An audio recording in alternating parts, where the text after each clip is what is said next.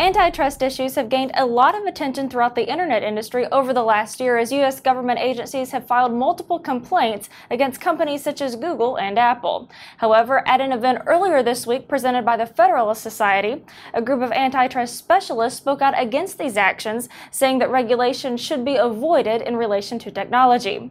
The event focused on whether antitrust is a form of regulation and if it is an efficient means for policing industries. And James Miller III, who is a senior advisor with Husch Blackwell law firm and a former director of the U.S. Office of Management and Budget, was a panelist at the event and is joining us now to talk about the issues discussed. Thanks for joining us today, Jim. Glad to be with you. You're very welcome. Well, why are we seeing a growing number of antitrust cases? Well, for one thing, I think a lot of the big companies are trying to use government to suppress competition. That is, they go to the Federal Trade Commission, of which I was chairman for 4 years under President Reagan, or they go to the Justice Department, even some state and local attorneys general to try to get them to inveigh against their competitors. It's a very cheap way of getting a jump on your competition, is have the government do this job for you. So has antitrust enforcement itself become a regulatory mechanism? And if so, is it the most efficient way to regulate industries such as the tech space? Well, I think that it would be wrong to try to regulate these companies in ways that their competitors would like to see it done.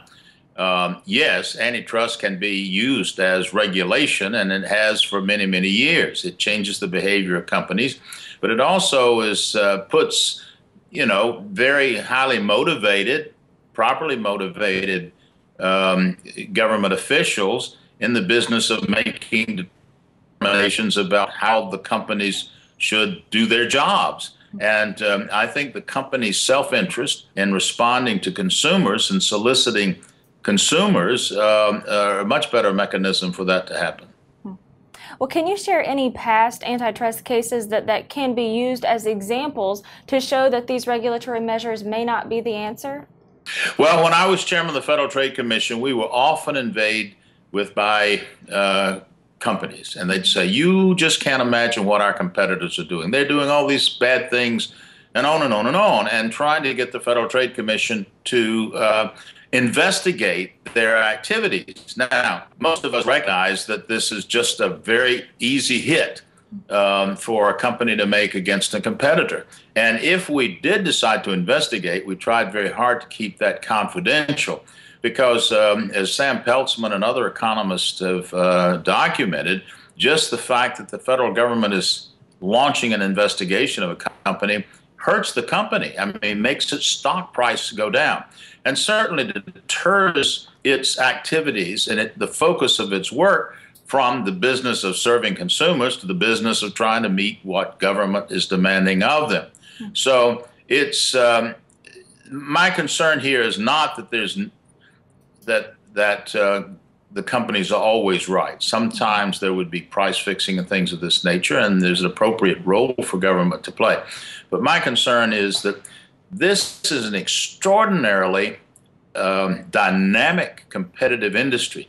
With every day you pick up in the Wall Street Journal or any place else, reports from your organization, reports of what they're doing, and they are trying to eat each other's lunch, and the beneficiary of that are ordinary consumers, and that's something the government shouldn't stop. It should view that as very healthy. So many of the theories, many of the cases, many of the investigations being undertaken by the federal government are based on theories that are not clear-cut, that would perhaps result in litigation that lasts a very long time, and again, slow down the industry rather than allow it to work.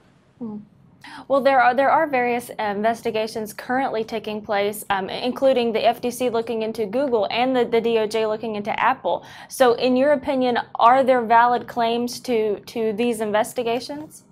Well, let's say in the case of Google, I haven't heard a lot of consumers complain. In fact, most consumers that use Google are pretty sophisticated people. They're not going to have the wool pulled over their faces, you know. And secondly, the cost of changing, if they feel Google is not giving them a good value, you know, for nothing, because that's what it costs to click on Google, they can click on another search engine. It's just as easy as pie. So when you're in a business where you can go from one company to another company very easily, those are the kinds of industry, and you have sophisticated consumers that know what they're doing. Those are industries that it's unlikely the federal government's going to be able to improve things, you know, certainly by antitrust type investigations. Well, what about the case with Microsoft several years ago? Was the antitrust enforcement it experienced wrong, in your opinion? Well, I did not take a position on that matter because, in large part, it was complicated, and I just did not have the time to study it carefully. Microsoft was a little bit different because, you know, changing. I mean, part of the issue was their incorporation of Internet Explorer, and whether that gave them some kind of unfair advantage or monopoly power or whatever. It was a little more difficult at that time to change search engines.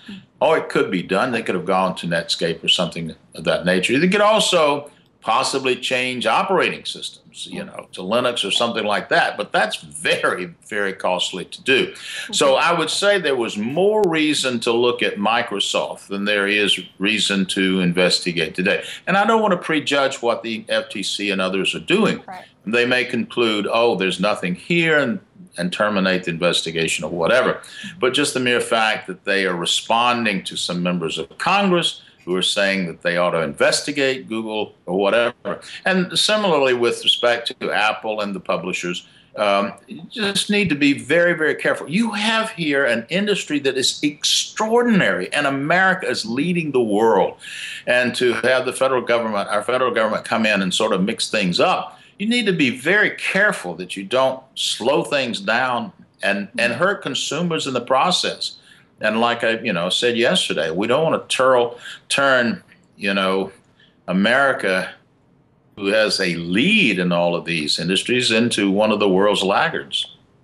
Well, Charles Rick Rule, who was the lead attorney for Microsoft in the DOJ's antitrust case against it, was also a panelist at the event and said that agencies, quote, shouldn't give people a pass just because their monopoly may be ephemeral and may not last forever to do whatever they want. The simple fact that markets are dynamic is not an excuse for not enforcing the law, end quote.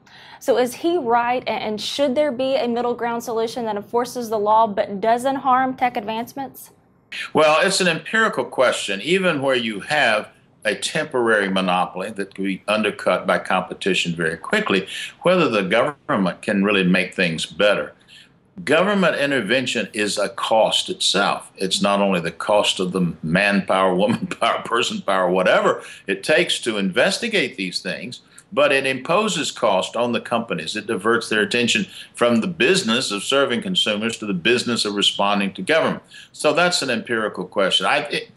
In the abstract, I think Rick Rule's point is correct, but it's an empirical matter of whether it might make sense. If you knew that the issue that concerns you, the evidence of monopoly power that concerns you, would be undercut, eroded within 6 months, there's not, I don't think there's any kind of investigation that an agency could undertake, the cost of which would be less than putting up with that temporary monopoly power. Right. Well, incidentally, as you said, in terms of regulation as a whole, the Heritage Foundation recently released a report that revealed the new federal regulations from the Obama administration are costing $46 billion annually, and that more expensive regulations are coming. So what do you make of this news in light of all these antitrust regulations? Well, the first job I had for President Reagan was working for President Reagan and for Vice President Bush in setting up that whole regulatory review program. And we established a system whereby the government agencies, when they wanted to issue regulations, had to get basically the approval of the group at OMB I headed. That has been undercut by Congress and others over time. And unfortunately, I don't think that group has the teeth that it had several years ago. And it is correct that the regulatory activity has grown in leaps and bounds over the past several years and is imposing enormous cost on the American economy and reducing the rate of innovation and creativity from American companies. All right, then. Well, we'll see what happens with all these issues with the remainder of the year. Thank you so much for talking with us today, Jim. We appreciate it. You're certainly welcome. Reporting for WebProNews, I'm Abby Johnson.